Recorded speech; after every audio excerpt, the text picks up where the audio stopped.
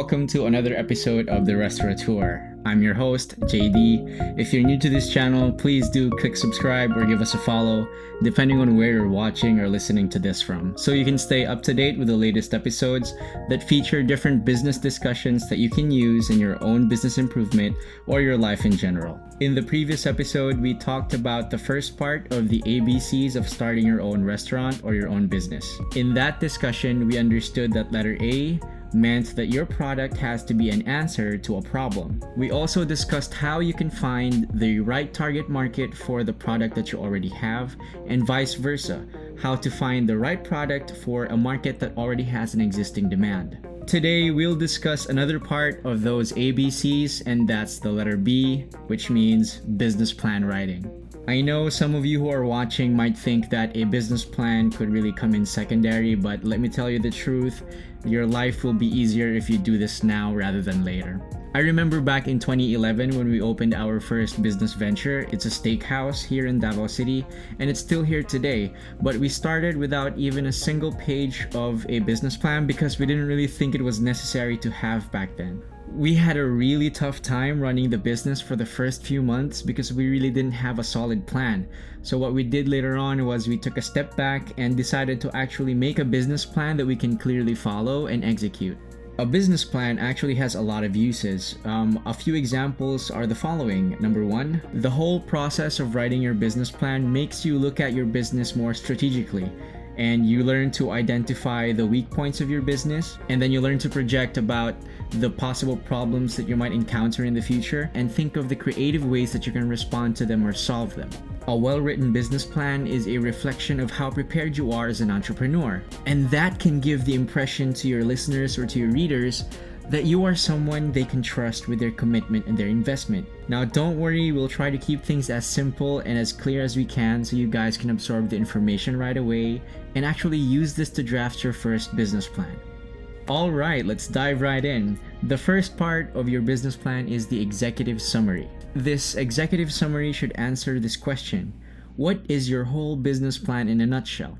Now, this is going to be the first entry of the business plan, so this is going to be the first thing that your listeners or your readers will encounter. So you have to write or present this part in the most interesting way you can so you can hook their interest and grab their attention from this moment on. So this part is commonly considered as the concise compilation of all the things that you have put in the different parts of the business plan. This is why the executive summary is usually written last, because you have to be sure that you have all the data gathered and that you're aware of every ins and outs of the things that you've put in the business plan. Now, it's good to remember that the best way to write this part of the business plan is to put the major points of your whole plan into bullet points, and don't go too much into detail because you have to elaborate things more in the middle of your presentation.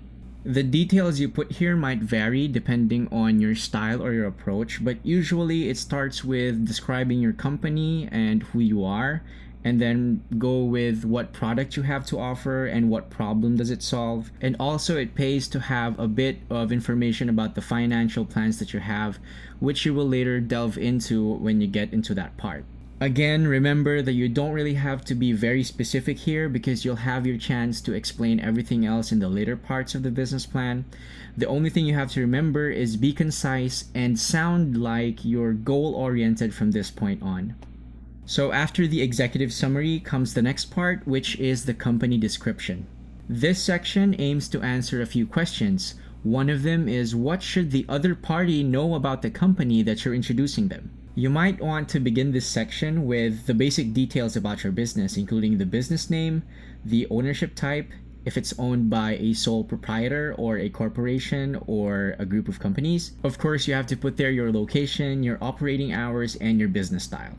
It also pays to throw in a little bit of history that you have for the business and whatever it is that's driving you to pursue this venture.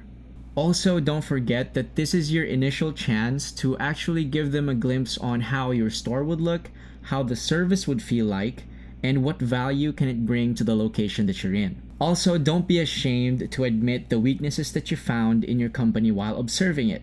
Just balance it out with the things that you have prepared to compensate the downsides.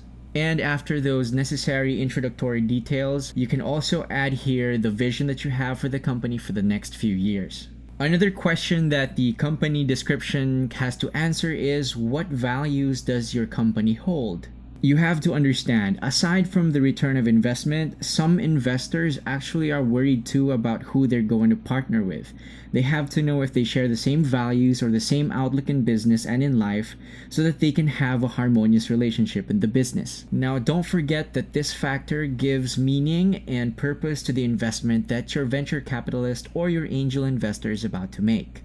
Following the company description are a couple of parts of the business plan that are actually interrelated with each other. Those two parts are the product or your service and the market study. Depending on the situation that you're in, you can actually write these details in differing patterns. It's an important thing to note though that a good way to present the relationship between your product and services and your market study is through a story that flows freely. Then you can start your presentation by naming out your products and then slowly dissecting your products into different parts, showing their importance and their value, their benefits, and their desirable traits. And from there, you go on to the details of your marketing study and present to your listener that these people you found in the market study actually are looking to be satisfied using the benefits and the desirable traits that you just mentioned in your product.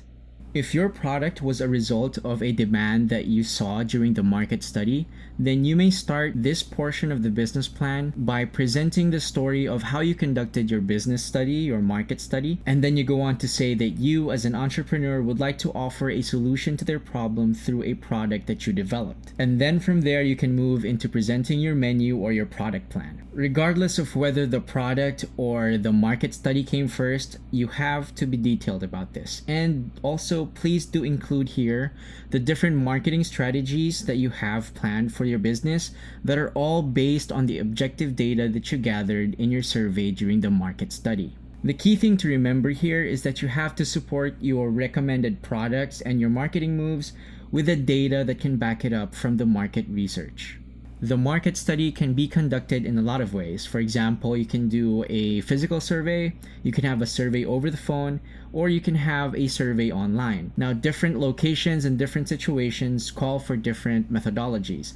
Just make sure that you're accurate in gathering the data so you won't have a problem interpreting them, so you can be saved from the hassle of redoing your business plan if you see that something's wrong.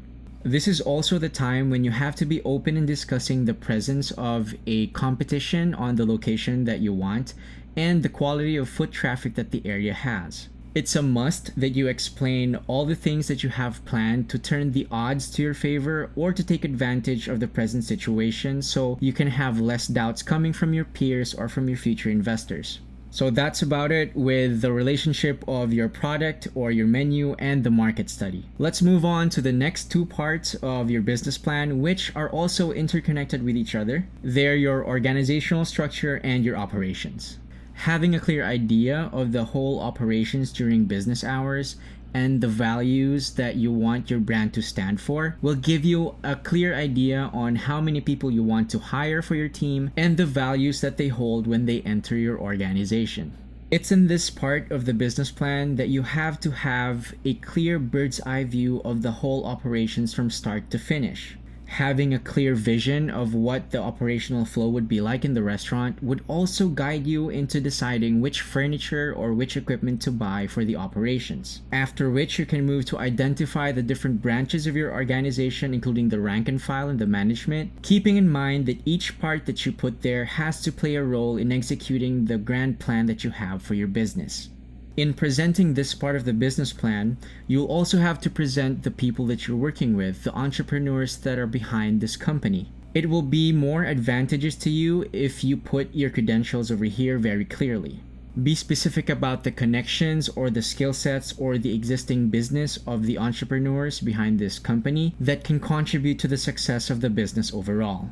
Think of this portion of the business plan as the area where you can explain or show your future investors or your future partners the movement of the business operations and how each part of the operation and organization can contribute to their projected ROI.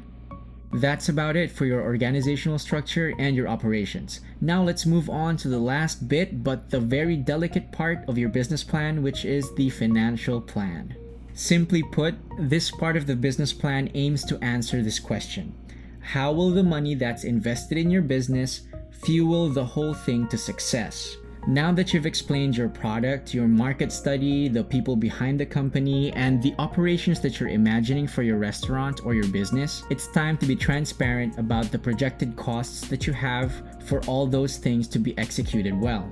Remember to be realistic in the projections in this part of the business plan and always leave room for the estimates that you have. Having a clear vision and a good idea of how your operations will go day to day should give you a clear understanding of how long it can take for you guys to reach ROI. In going through those details in the financial plan, it's really normal to actually state the projected losses that you see for the next year or so. Just be sure that you follow it up with a clear plan to turn the tables around.